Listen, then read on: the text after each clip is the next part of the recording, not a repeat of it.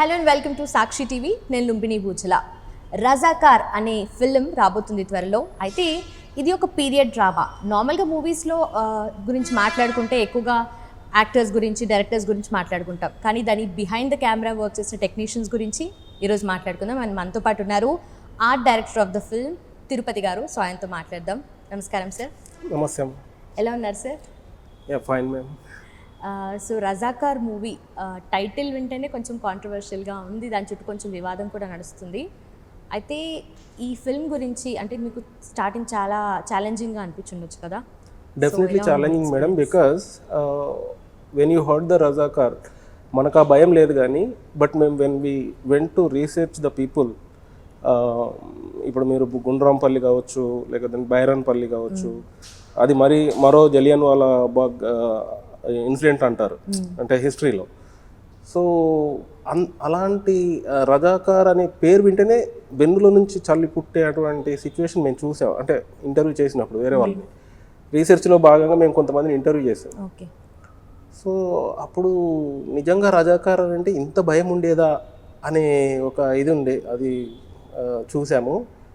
Next మా అమ్మమ్మ వాళ్ళు ఎప్పుడో చెప్తుండే వాళ్ళు, ఇట్లా అల్లరి చేసినప్పుడు నేను పోలీసులకు రజాకారులకు పట్టిస్తాం అని బెదిరించేవాళ్ళు కానీ బట్ మనకు తెలియదు అప్పుడు.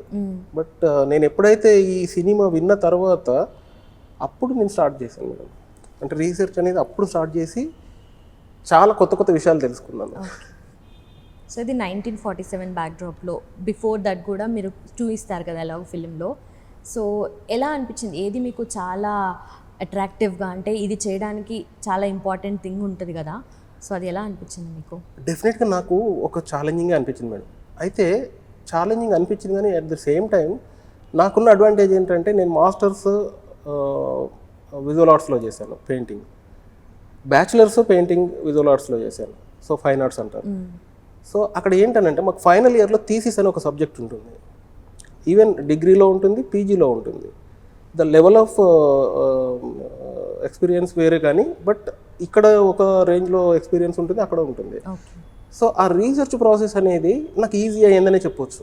ఎందుకు అని అంటే అక్కడ కూడా మేము ఒక సబ్జెక్ట్ మీద తీసుకొని సో దాని మీద క్షుణ్ణంగా deep everything point to point చెప్పాల్సి వస్తుంది, అంటే విత్ రిఫరెన్స్తో. సో నేను మాస్టర్స్లో చేసింది ఏంటి అని అంటే rural imagery in contemporary Indian art. Contemporary Indian art start అయింది somewhere in 19th century. But ఆ టైంలో రూరల్ ఇమేజెస్ ఎవరెవరు తీసుకొని చేశారు అని ఇండియా వైడ్గా, నేను అంటే వరల్డ్ మొత్తం తీసుకోలేదు బట్ ఇండియా వైడ్గా కంటెంపరీ ఆర్ట్లో ఏమేమి రూరల్ ఇమేజెస్ ఉన్నాయి అంటే నేను ఎక్కడి నుంచి రావాలి, చాలా రవివర్మ గారి దగ్గర నుంచి రావాలి. కంటెంపరీకి ఫస్ట్ మొదటి ఆర్టిస్ట్ అతనే ఇండియాలో. తర్వాత అమృత షేర్గిల్ ఉన్నారు ఢిల్లీలో, బట్ ఫస్ట్ ఆద్యుడు రాజా రవివర్మ. సో ఆయన దగ్గర నుంచి స్టార్ట్ చేస్తే ఎవాల్యుయేషన్ ఆర్ట్ ఎలా ఎవాల్యుయేషన్ అయింది మోడర్న్ ఆర్ట్లో, దాంట్లో ఎవరెవరి రూరల్ ఇమేజెస్ వాడారు. సో అప్పుడు నాకు ఏదైతే రీసెర్చ్ చేశానో అదే రీసెర్చ్ ఎక్స్పీరియన్స్ నాకు ఇక్కడ ఉపయోగపడింది. సో ఇట్ ఈస్ వెరీ అంటే హెల్ప్ఫుల్ టు మీ. ఎందుకు అని అంటే ఎలా రీసెర్చ్ చేయాలి, ఎక్కడ స్టార్ట్ చేయాలి అనేది నాకు కొంచెం బెటర్ అనిపించింది. బట్ దానికోసం కూడా చాలా కష్టపడాల్సి వచ్చింది. ఎందుకు అని అంటే ఎగ్జాక్ట్గా అప్పుడు ఏముందనేది ఎవరికి తెలియదు.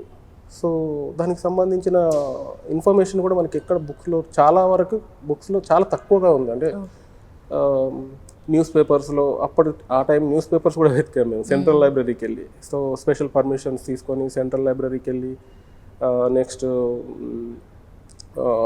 కవులు, కళాకారుల్ని కలవడం, తర్వాత ఆ టైంలో ఉన్నటువంటి కొంతమంది ఇప్పుడు బతుకున్న వాళ్ళు అంటే 90+ ఉన్నారు. రామ్ కోటిలో ఒక పర్సన్ని కలిసాము, తర్వాత వాళ్ళ ఫ్యామిలీని కలిసాము, తర్వాత బైరన్పల్లిలో కొన్ని ఫ్యామిలీస్ని కలిసాము. అంటే అప్పుడు కొంతమంది బతికున్నారు, కొంతమంది చనిపోయినా కూడా వాళ్ళ పిల్లలు ఉన్నారు.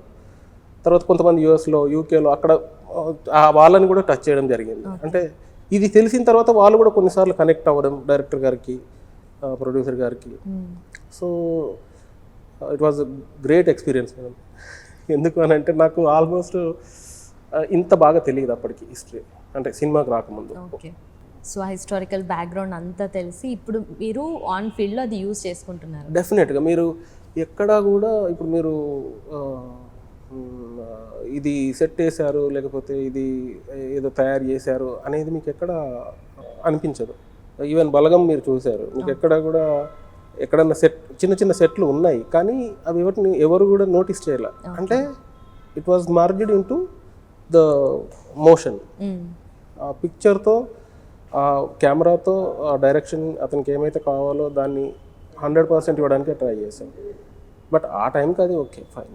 ఓకే, సో మీరు మెన్షన్ చేశారు బలగం మూవీకి వర్క్ చేశానని చెప్పి. సో మీరు అంటే ఎలా స్టార్ట్ చేశారు, ఎక్కడ స్టార్ట్ చేశారు, మీ బ్యాక్గ్రౌండ్ ఏంటి, అసలు ఆర్ట్ డైరెక్షన్లోకి మీరు ఎలా వచ్చారు? It was a miracle madam. ఇంతకుముందు కూడా నేను చెప్పాను.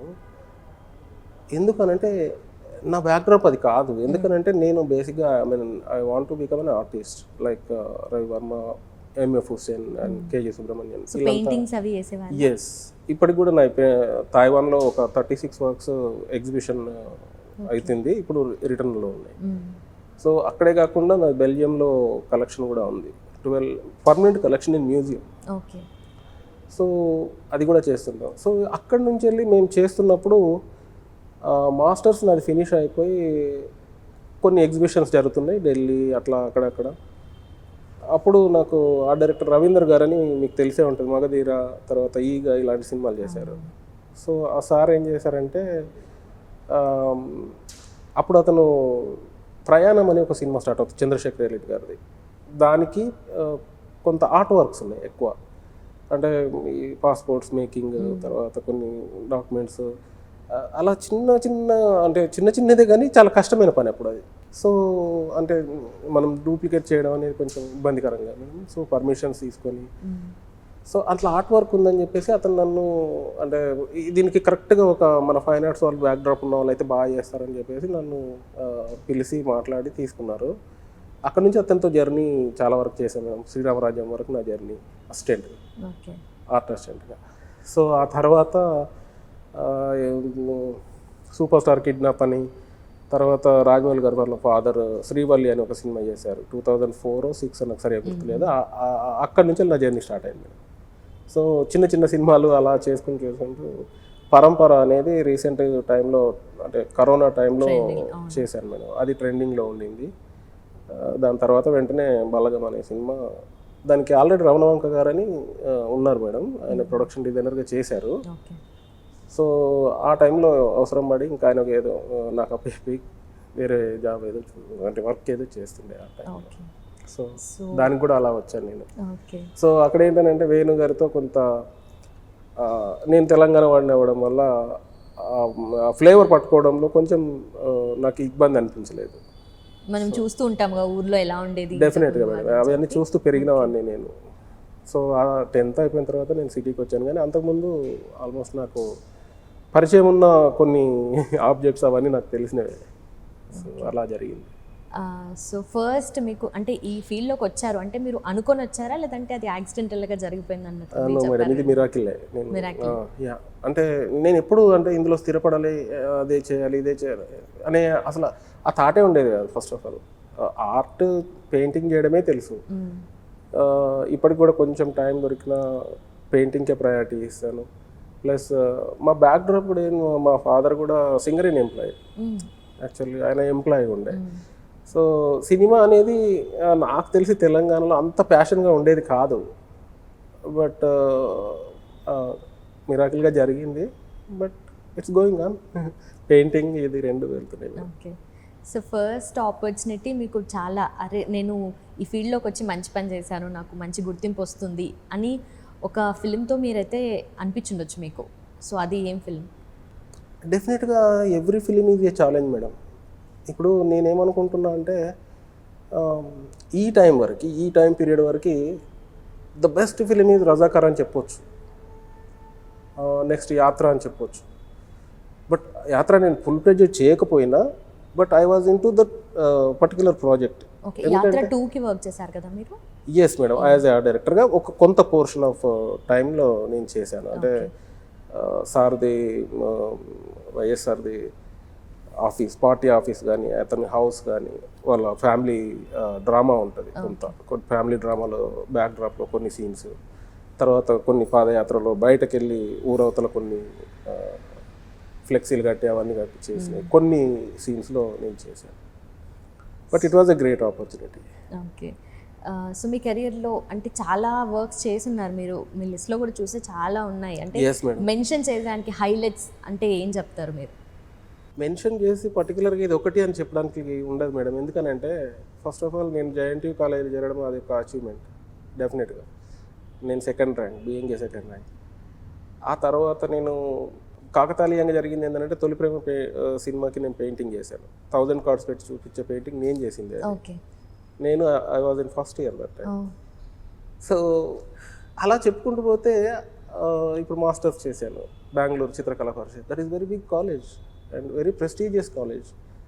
I got it in merit. So after that painting విషయానికి వస్తే PV Narasimha Rao award, Bathukamma award, ఇలాంటి చాలా అవార్డ్స్ వచ్చినాయి. తర్వాత మ్యూజియంలో కలెక్షన్ ఉంది.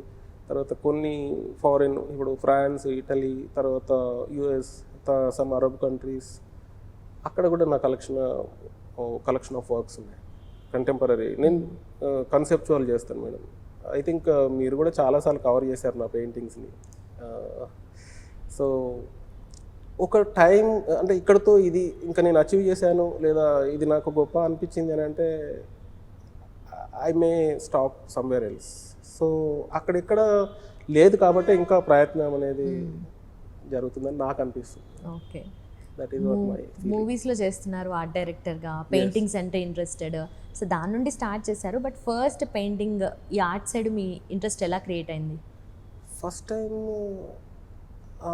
When I was in like schooling around 5th class or somewhere.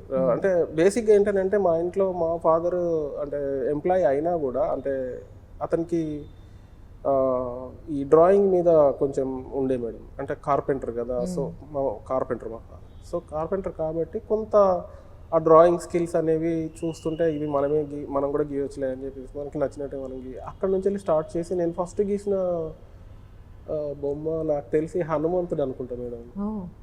హనుమంతుడు, తర్వాత చిరంజీవి గారు. ఇప్పుడు కూడా నేను చూడకుండానే చిరంజీవి గారిని గీసేస్తాను. అంటే అంత నోటెడ్ అయిపోయింది అది. అప్పుడు స్కూల్ అందరికి గీసిచ్చేవాడిని. తర్వాత పేర్లు కూడా నేనే రాసిచ్చేవాడిని అందరికి. నోట్బుక్లో వాళ్ళ ఫస్ట్ పేజీలో ఫస్ట్ పేరు ఉంటుంది కదా మేడం. సో వాళ్ళు రాసుకుంటే బాగుండలేదని నాతో రాపించుకునేవాళ్ళు. ప్రతి వాళ్ళకి నేనే రాసిచ్చేవాడిని పేరు. సో అక్కడ నుంచి స్టార్ట్ అయింది madam. So that was the first point, starting point అని చెప్పొచ్చు. ఓకే. సో మూవీస్లో ఆర్ట్ డైరెక్షన్ అనేది నార్మల్గా ఇది నోటీస్ చేసేలాగా ఉండదు. అంటే దాంట్లో ఇన్వాల్వ్ అయిపోయి ఉంటుంది స్టోరీలో, ఆ కాన్సెప్ట్లో కదా. సో మీకు గుర్తింపు రావడానికి కొంచెం టైం అయితే డెఫినెట్లీ పడుతుంది కదా? డెఫినెట్గా మేడం. అది పెయింటింగ్ ఫీల్డ్ అయినా, ఇది సినిమా ఫీల్డ్ అయినా. సో ఇది ఇంకా డ్రీమ్ వరల్డ్ అంటే గ్లామర్ ఫీల్డ్. సో ఇక్కడ కాంపిటీషన్ కూడా ఎక్కువ ఉంటుంది. ఈవెన్ పెయింటింగ్లో కూడా ఆ కాంపిటీషన్ ఉంటుంది, బట్ అక్కడ స్వేచ్ఛ ఉంటుంది. Like whatever you are experiencing, నీ ఎక్స్పీరియన్స్ ఎంత గొప్పగా ఉంటే నీ పెయింటింగ్ అంత గొప్పగా ఉంటుంది. ఇక్కడ కలెక్టివ్ వర్క్ కాబట్టి, so director with the first captain, producer, తర్వాత కెమెరాలో చూపించాలి కాబట్టి కెమెరామెన్ గారు, దెన్ అప్పుడు ఆర్ట్ డిపార్ట్మెంట్. బట్ బేసిక్గా ఏంటంటే ఫస్ట్ వచ్చేది ఆర్ట్ డిపార్ట్మెంట్. ఎందుకు అని అంటే అసలు ఫిలిం లుక్ ఎలా ఉండాలి, ఫ్లేవర్ ఎలా ఉండాలి, ఆబ్జెక్ట్స్ ఎలా ఉండాలి, కలర్స్ ఏమి ఉండాలి, ప్యాలెట్ ఏమి ఉండాలి, కలర్ ప్యాలెట్. సో ఇన్ని రకాల సమీకరణాలు ఉంటాయి. సో యా అంత సబ్జెక్ట్ ఉంటుంది మేడం. సో అది ఇది అని వేరు చేయడానికి లేదు మేడం. ప్రతి దాంట్లో మన లైఫ్లో ప్రతి చోట మనకి ఇంక్లూడ్ అయ్యే ఉంటుంది ఆర్ట్. పొద్దున్న లేచినప్పటి నుంచి మీరు ఎక్స్పీరియన్స్ చేసే ప్రతి ఒక్కటి ఆర్ట్ రిలేటెడే. బ్రష్, టూత్పేస్ట్, లేదంటే స్పూన్, లేకపోతే వంట సామాన్లు అవి, తర్వాత అన్నీ ప్రింట్ మీడియా అవ్వచ్చు, లేదంటే ఎలక్ట్రానిక్ మీడియా, ఏదైనా సరే రిలేటెడ్ టు ఆర్ట్ ఉంటుంది. మీరు ఒక జ్యువెలరీ పెట్టుకున్నారంటే design by somebody, and watch పెట్టుకున్నారు design by somebody, even dress, whatever, everything మనకు కనబడే ప్రతి దాంట్లో ఆర్ట్ ఉంటుంది. బట్ ఈ ఆర్ట్ అంతా కూడా మళ్ళీ నేచర్ నుంచి అబ్జర్వ్ చేసిందే. నేచర్ నుండి ఇన్స్పైర్ అవుతూ డెఫినెట్గా నేచర్ నుంచే వస్తుంది మేడం. నేచర్ నుంచే మనం చాలా విషయాలు నేర్చుకుంటాం. Even still we are learning. అయితే మీ జర్నీ అంతా ఇది ఎన్ని ఇయర్స్ పాటు అసలు? Start it was like 20 years, more than 20 years. 20 years మీరు ఫీల్డ్లో ఉండి వర్క్ చేస్తూ ఉన్నారంటే మీకు డెఫినెట్లీ ఇన్స్పిరేషన్ ఉంటుంది. మీ ఇన్స్పిరేషన్ ఎవరు? ఇన్స్పిరేషన్ అంటే మేడం ప్రతిదీ ఇన్స్పిరేషన్ మేడం. ఇప్పుడు మనం నేచర్తో కనెక్ట్ అయి ఉంటాం, అట్ ద సొసైటీతో కనెక్ట్ అయి ఉంటాం. సో ఇన్స్పిరేషన్ ఎక్కడి నుంచెల్లో రాదు, మన చుట్టే ఉంటుంది, మనం గమనించుంది. సో నా ఇన్స్పిరేషన్ అయితే నా చుట్టూ ఉన్న సొసైటీ కావచ్చు, లేదంటే నేచర్ కావచ్చు, లేకపోతే పరిస్థితులు, ఇవే మన అంటే ఇన్స్పిరేషన్ డెఫినెట్గా. సో మీ వర్కింగ్ స్టైల్ ఎలా ఉంటుంది సార్? అంటే డైరెక్టర్ మీకు కాన్సెప్టే చెప్తారు కదా, అంటే మీరు దానికి ఎలాంటి హోంవర్క్ చేసి ఫైనల్ ఎగ్జిక్యూషన్ తీసుకొస్తారు? డెఫినెట్గా డైరెక్టర్ గారు ఒక పాయింట్ ఆఫ్ ఒక విజన్తో ఉంటారు. డైరెక్టర్ గారు ఏంటంటే నా సబ్జెక్ట్ చెప్తారు. చెప్పినప్పుడు ప్రొడక్షన్ డిజైనర్ అనే పర్సన్ ఏం చేస్తారంటే దాన్ని కంప్లీట్గా అబ్జర్వ్ చేసుకొని, అంటే డైరెక్టర్ పాయింట్ ఆఫ్ వ్యూని పూర్తిగా అవగాహన తీసుకొని, సో ఈ సినిమాని మనం ఈ ఫ్లేవర్లో చూపించినప్పుడు ఇది బ్యూటిఫై అంటే ఈస్థెటికల్లీ ఇంత బ్యూటిఫుల్ ఒక మంచి లవ్ స్టోరీ ఉంది అనుకోండి. సో దాంట్లో కలర్స్ ఏమి ఉండాలి, సో ఏ కలర్స్ దాన్ని ఎన్హాన్స్ చేస్తాయి, సో ఈస్థెటిక్ బ్యూటీని ఎన్హాన్స్ చేస్తాయి. సో ఒక హారర్ మూవీ ఉంది, సో దానికి ఎలాంటి కలర్స్ అయితే ఎక్కువ హరిఫిక్గా అంటే టెరిఫిక్గా చూపించవచ్చు. సో అట్లా సూతింగ్ కలర్స్ దేనికి ఉండాలి, హారబుల్ కలర్స్ దేని, అది ఒక పెద్ద కలర్ సైకాలజీ అనేది పెద్ద సబ్జెక్ట్ మేము. So depends upon the subject. అప్పుడు ఏం చేస్తారంటే ఈ ప్రొడక్షన్ డిజైనర్ ఒక ఫ్లేవర్ అనుకున్న తర్వాత ఆర్ట్ డైరెక్టర్ వచ్చేస్తారు. ఆర్ట్ డైరెక్టర్ వచ్చేసి దాన్ని ఎగ్జిబిషన్ చేస్తారు. సో దీని వెనుక చాలా హోంవర్క్ ఉంటుంది మేడం. ఫస్ట్ స్కెచ్లు వేస్తాము, దాని తర్వాత కలర్ ప్యాలెట్ చూపిస్తాము, దాని తర్వాత దాన్ని కలర్లో ఫ్లేవర్లో నింపి మళ్ళీ ఫైనల్ అవుట్పుట్ చూపించడం. సో ఇదంతా ఒక్కసారి జరిగే ప్రాసెస్ కాదు, ఒక 2-3 times జరుగుతూ ఉంటుంది. ఒక్కొక్కసారి ఆన్ సెట్స్లో కూడా కొన్ని చేంజెస్ చేయాల్సి వస్తుంది. అంటే అది depends upon the mood. Director గారు ఒకవేళ ఇంకేదన్నా he will come up every time in new point of new way of seeing. Okay. So Razakar film గురించి మాట్లాడితే మీకు ఒక టీం ఉంది కదా, ప్రొడక్షన్ డిజైనర్ అండ్ మీతో వర్క్ చేసిన టీం అంతా, సో వాళ్ళ గురించి. ప్రొడక్షన్ డిజైనర్ రజాకార్ అనేది గూడూరు నారాయణ రెడ్డి గారు అని ప్రొడ్యూసర్ మేడం. సో డైరెక్టర్ గారు వచ్చేసి యాట సత్యనారాయణ గారు, మీకు ఆల్రెడీ తెలిసే ఉంటుంది. ఎట్లా అంటే మీ టీం గురించి చెప్పండి. దీనికి ఫస్ట్ టైం నేను ప్రొడక్షన్ డిజైనర్గా చేస్తున్నాను. సో దాని తర్వాత డైరెక్టర్ గారు నన్ను పిలిచిన తర్వాత నాకు సబ్జెక్ట్ చెప్పారు. చెప్పి తిరుమల ఇలా 1947 to 48 మధ్యలో ఉన్నటువంటి ఒక మిడిల్ గ్యాప్లో మనం చేస్తున్నాం. సో నాకు అన్నీ కూడా చాలా రియలిస్టిక్గా అథెంటిక్గా ఉండాలి. సో దానికి తగ్గట్టుగా మీరు స్కెచ్లు లేదా మీ ఐడియాస్ ఏమైనా తీసుకురండి, ఏమైనా కరెక్షన్స్ నేను చెప్తాను అన్నారు. ఎందుకంటే he has very good knowledge. Even sir కూడా మా ప్రొడ్యూసర్ గూడూరు నారాయణ రెడ్డి గారు కూడా అంటే వాళ్ళ తాతగారు ఆల్రెడీ ఈ రజాకార్ ఉద్యమంలో అపోజ్ చేసిన వ్యక్తి. ఈయన పేరే ఆయన పేరునే ఈయన పేరు పెట్టారు, గూడూరు నారాయణ రెడ్డి గారు. సో అతనికి చాలా నాలెడ్జ్ ఉంది మా సార్ వాళ్ళకి. సో దానివల్ల ఏంటంటే నా పని కూడా కొంచెం ఈజీ అయిందని చెప్పొచ్చు. ఎందుకనంటే ఏదైనా నేను మిస్టేక్ చేసినా ఇన్ఫర్మేషన్ డైరెక్ట్ ఆయన దగ్గర డెఫినెట్గా నేను సార్ని ఒక ఫోన్ చేసేసో లేకపోతే మెసేజ్ పెట్టి, సార్ ఇది ఓకేనా, మేము ఇట్లా లెటర్స్ రాసాము, ఇది ఓకేనా, లేకపోతే ఈ కలర్ వాడుతున్నాం, ఇది మీకు అంటే ఆ టైంలో ఇది ఉందా సార్, లేకపోతే మాకేమైనా ఇన్పుట్స్ ఇస్తారా, పలానా పిరంగి చేసాం, సో ఆ పిరంగిని మేము ఈ సైజులో చేసాం సార్, ఈ స్కేల్లో చేసాం, నిజంగా ఆ టైంలో అట్లా ఉండేనా, మీకు ఏమైనా హిస్టరీ గురించి అంటే సార్ మంచి మంచి ఇన్పుట్స్ ఇచ్చేవాళ్ళు. సో ఆ తర్వాత మా అసిస్టెంట్ వచ్చేసి రాజు అని, బంగారు రాజు అని నాకు అసిస్ట్ చేశారు. అంతకుముందు సంపత్ అని ఇంకో అతను చేశారు. తర్వాత లాస్ట్లో గిరీష్ అని ఇంకో అబ్బాయి వచ్చాడు. సో వీళ్ళందరి సపోర్టు, తర్వాత అప్రెంటిస్లు ఉన్నారు కొంతమంది, తర్వాత గ్రాఫిక్ డిజైనర్ ఒక అతను నందు అని ఒక అబ్బాయి ఉన్నాడు, గోపి, రామ్ ఆర్కే అని ఇంకో అబ్బాయి, మొత్తం చాలా పెద్ద టీం అండి. నిజం చెప్పాలంటే చిన్న సినిమా అని చెప్పి నన్ను కమిట్ చేశారు, but it was a very big cinema. Scale పరంగా, వర్క్ పరంగా డెఫినెట్గా విజువల్స్ మీరు ఎంజాయ్ చేస్తారు. విజువల్స్ మీరు ఎక్కడ కూడా అంటే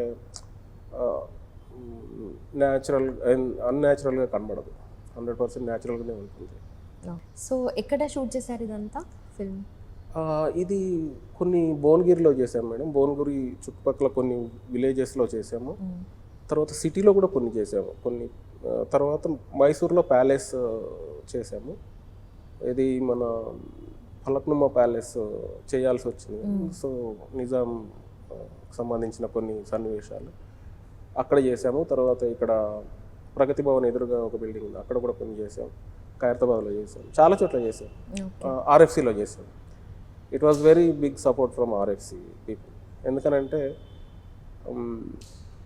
కొన్ని ఆర్ఎఫ్సిలోనే చేయగలం, అట్లాంటి కొన్ని ఉంటాయి మేడం. సో అది మంచి ఎక్స్పీరియన్స్. వాళ్ళు కూడా బాగా సపోర్ట్ చేశారు ఆ టైంలో. సో నార్మల్ ఫిల్మ్స్ అంటే ఇప్పుడు మనకు బలగం ఉన్నారు ఫర్ ఎగ్జాంపుల్, అది న్యాచురల్గా ఇప్పుడు విలేజ్ బ్యాక్డ్రాప్ అంతా ఉండి దాంట్లో ఉంటుంది.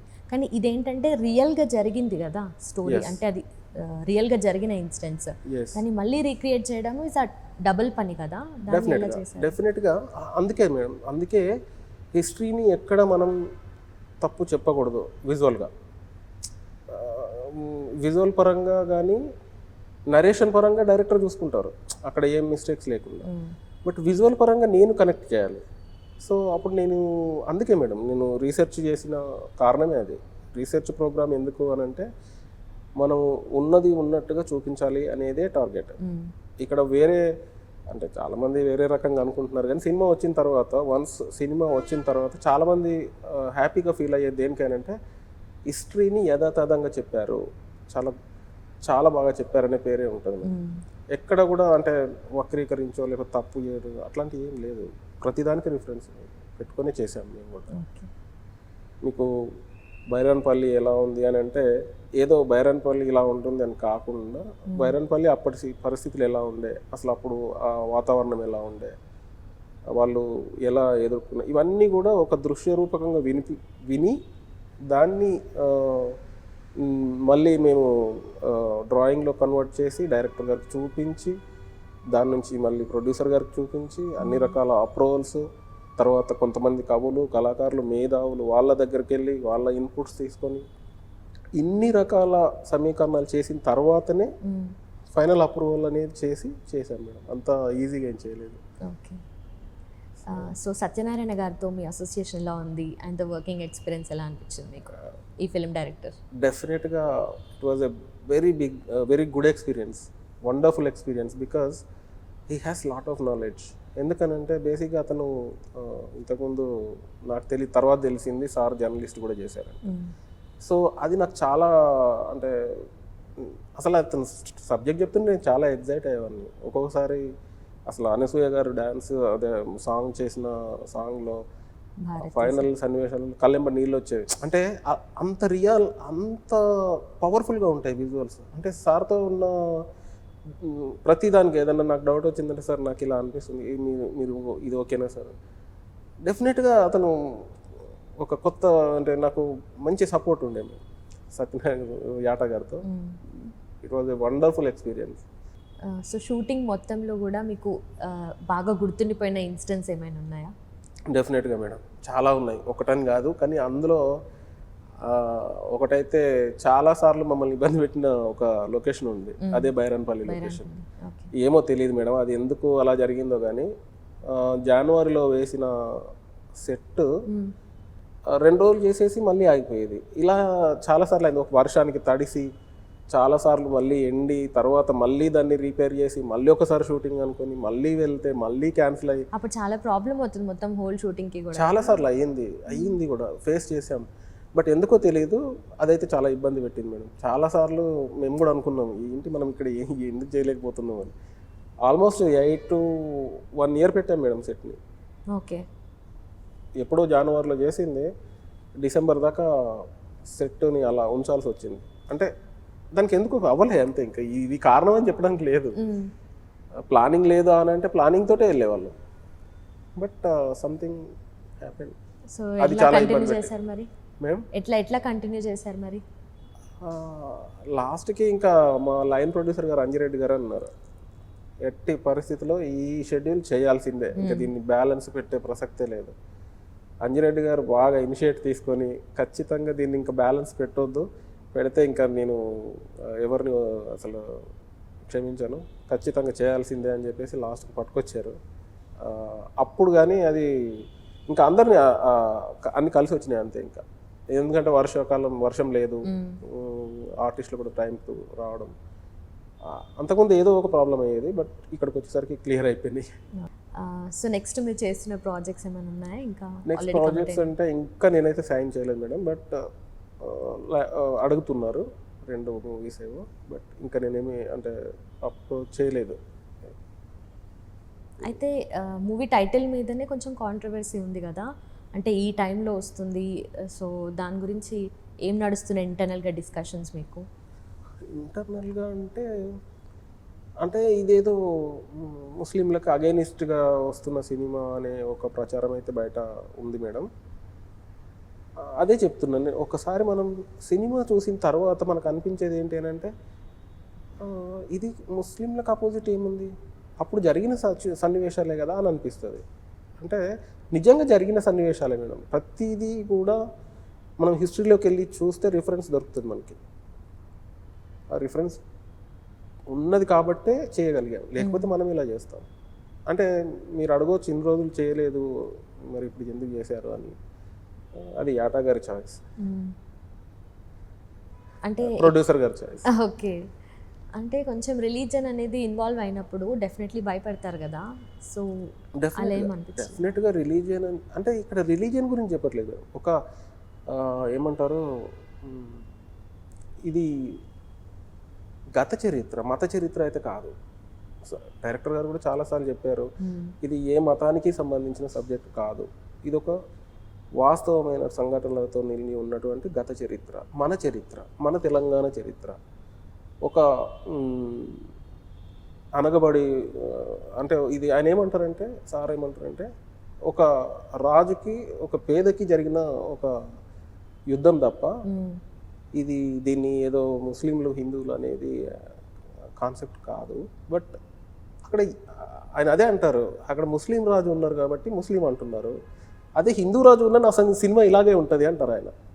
అంటే ఏదో ఇంటర్వ్యూలో కూడా చెప్పినట్టున్నారు. సో అక్కడ ఆయన కొట్లాడే అంటే అతను చెప్పాలనుకున్నది ఏంటి అని అంటే, ఆ రాజుకి ఈ బానిసకి మధ్యలో జరిగినటువంటి ఒక సన్నివేశాలను చెప్పారు. క్లాస్ డిఫరెన్స్ లాగా, క్లాస్ డిఫరెన్స్ అంటే ఆ టైంలో క్లాస్ ప్లస్ ఈ ఏమంటారు, ఈ నిజాం స్టేట్లో ఉన్నటువంటి వాళ్ళని ఎలా అణిచివేశారు, తర్వాత అది 1 year తర్వాత ఇండియాలో ఎలా విలీనమైంది. సో ఇది సబ్జెక్ట్, కానీ ఇదేదో మతానికి సంబంధించింది అనేది కాదు.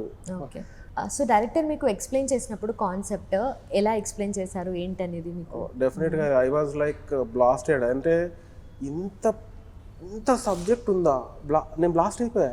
అంటే చెప్పినప్పుడు నిజంగా ఇంత జరిగిందా, నాకు ఒక్క క్షణం మాట రాలా. సార్ చెప్పిన తర్వాత, సబ్జెక్ట్ చెప్పిన తర్వాత నేను అడిగాను సార్ దగ్గరికి, మళ్ళీ కూర్చొని మళ్ళీ అడిగాను, సార్ ఇది నిజంగా ఇలా జరిగిందా, అంటే మీరు ఎలా అంటే చెప్తున్నారు, నాకైతే తెలియదు, యాజ్ ఏ తెలంగాణ అయితే నాకు తెలియదు అని చెప్పడం చాలా సిగ్గు అనిపిస్తుంది సార్, కానీ తెలుసుకోవాలి ఇప్పుడు నేను అని చెప్పాను. అన్నప్పుడు ఆయన చెప్పేవారు, పలానా బుక్లో, పలానా ప్లేస్లో, పలానా పేజీలో ఇది ఉంటుంది చూడు, లేదంటే పలానా లైబ్రరీలో, పలానా డేట్లో, పలానా పేపర్లో షోయబుల్లా ఖాన్ చనిపోయింది ఉంది చూడు. సో ఇలాంటి కొన్ని ఇన్సిడెంట్స్ నాకు చెప్తే అప్పుడు ఇంకా నేను లైబ్రరీ బాటపట్టి, లైబ్రరీ నాకున్న చిన్న లైబ్రరీలో నాకు దొరకదు మేడం ఇంత ఇన్ఫర్మేషన్. బట్ అప్పుడు నేను ఏం చేశాను, సో నేను సెంట్రల్ లైబ్రరీకి వెళ్ళాను. తర్వాత మెయిన్గా కొంతమంది కళాకారులు, కవులు, రైటర్స్ అప్పుడు రాసిన బుక్స్ని కలెక్ట్ చేయడము, తర్వాత విశాలాంధ్ర వాళ్ళకి ఫోన్ చేసుకొని బుక్స్ తెప్పించడం, సాయుధ పోరాటం మీద, దానికి ముందు ఈ రజాకార్ల ఉద్యమం టైంలో ఎవరెవరు ఫైట్ చేశారు, అథెంటిక్ బుక్స్.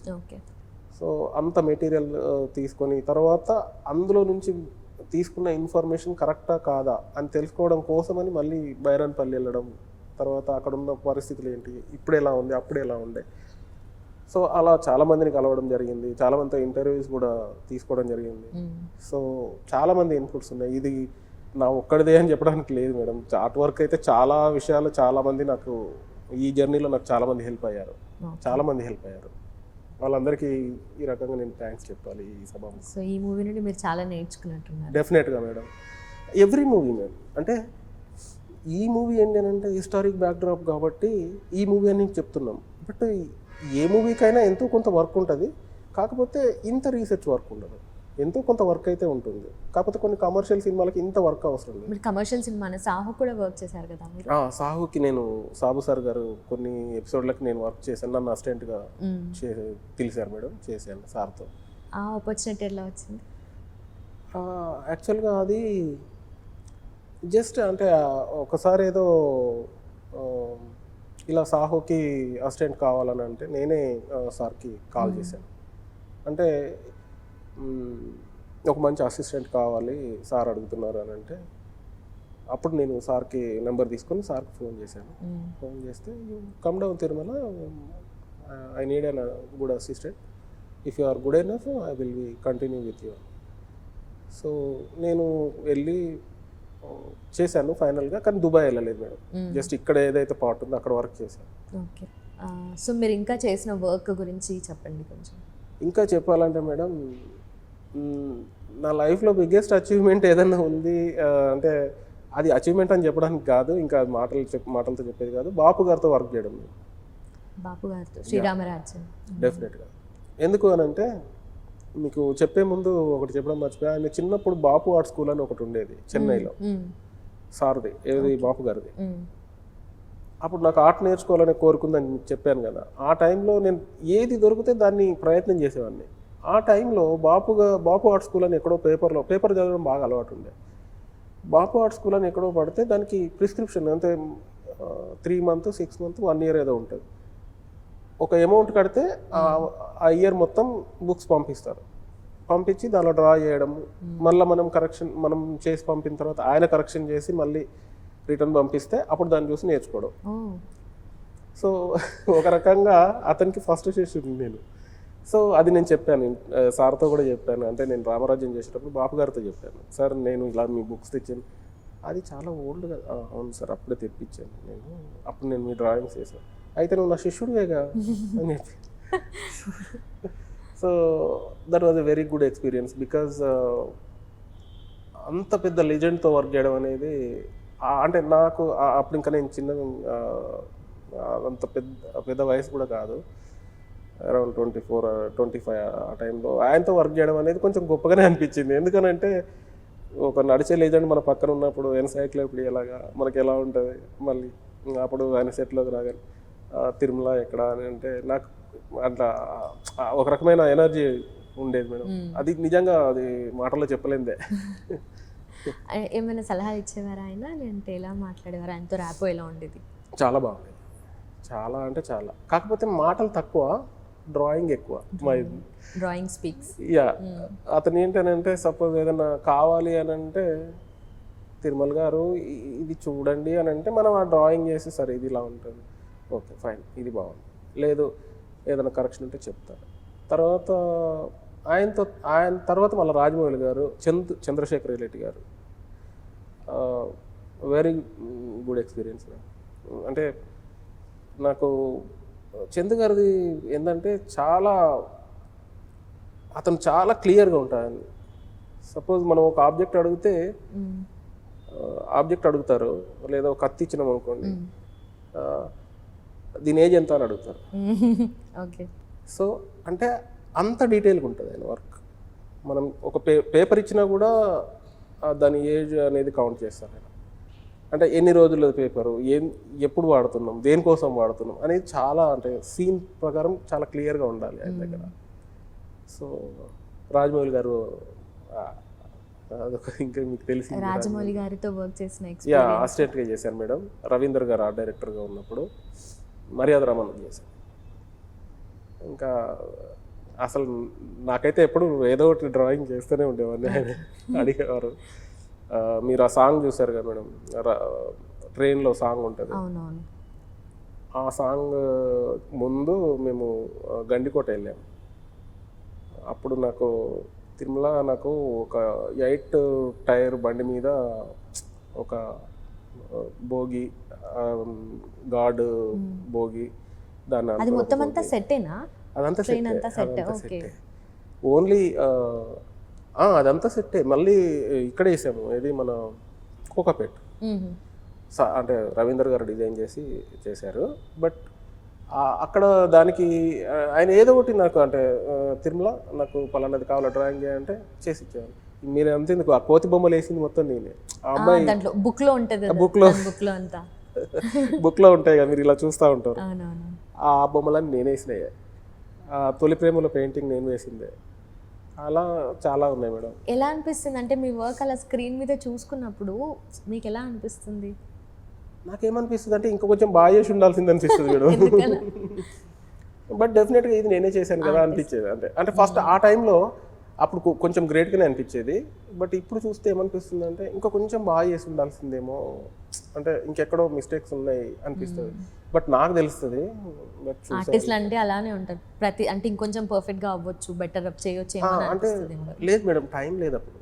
అతను వాళ్ళు ఇచ్చింది నాకు ఎప్పుడు 10 o'clock ఇచ్చారు, మార్నింగ్ 5కి ఇమ్మన్నారు. ఓవర్ నైట్లో నేను చేసి ఇచ్చాను అది వాటర్ కలర్స్. మళ్ళీ దాన్ని 1000 కార్డ్స్ లాగా కట్ చేసి పెట్టి అవన్నీ సెట్ చేసుకొని చాలా పెద్ద ప్రాసెస్. బట్ 1 dayలోనే ఇవ్వాలి, లేకపోతే మా షూటింగ్ పోతుంది, దానివల్ల మేము నష్టపోతామని చెప్పారు. బట్ అది నిజంగానే ఛాలెంజింగ్గానే తీసుకున్నాను నేను. అసలు ఎవరు చేయలేదు, చాలామందిని అప్రోచ్ అయ్యారు వాళ్ళు. బేసిక్గా ఆయన పేరు కరుణాకరన్ గారు, fine arts background. I was in first year fine arts ఆ టైంలో. దానికోసం చాలామందిని అడిగారంట. బట్ అదేంటనంటే క్యాన్వాస్ మీద చేస్తామన్నారు. బట్ ఇదేంటి వాటర్ కలర్ పేపర్ మీద చేయాలి. It was a tough job. But నాకు కొంచెం ఈజీ ఎందుకు అయ్యింది అని అంటే నేను కొంచెం పెద్ద పెద్ద వర్క్స్ అప్పుడు పాకెట్ మనీ కోసం కాలేజీలో ఉన్నప్పుడు వర్క్ చేసేవాళ్ళు. సో అట్లా నాకేంటంటే పెద్ద పెద్ద హ్యాండిల్ చేయడం నాకు ఈజీ అయిపోయింది. అంత పెద్ద అది పెద్దది మేడం, ఒక 12 feet 13 feet by 10 feet ఎంతో హైట్ ఉంటుంది. అది మీకు పంపిస్తాను, ఫొటోస్ ఉన్నాయి. సో అట్లా ఏంటనంటే ఆ అవకాశం నాకు వచ్చింది అంతే. ఆ టైంలో సరే ఇది ఛాలెంజింగ్ ఉంది, చేద్దాం, ఏమైతే అది అయింది అని చెప్పేసి ఓవర్ నైట్లో చేసి ఇచ్చాను. తర్వాత ఆనంద్ సాయి గారు అని ఆ డైరెక్టర్ దానికి, ఆయన వచ్చి మినిమం ఒక 10 minutes 15 minutes చూశారు మేడం, అంటే మిస్టేక్స్ చెప్దామని. బట్ ఫైనల్గా నేను అక్కడే ఉన్నా పక్కన.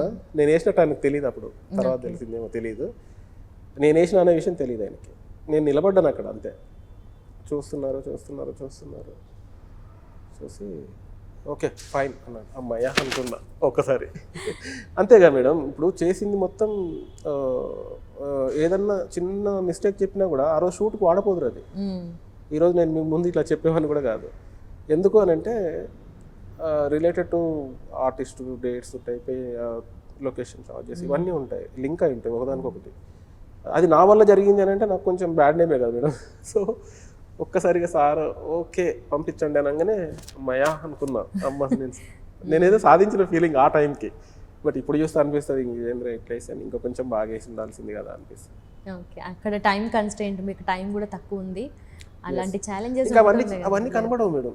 ఒకసారి ప్రోడక్ట్ బయటకు వెళ్ళింది అని అంటే మీరు 1 hourలో చేశారా, 10 hoursలో చేశారా, సంవత్సరం చేశారా అనేది ఎవరు అడగరు.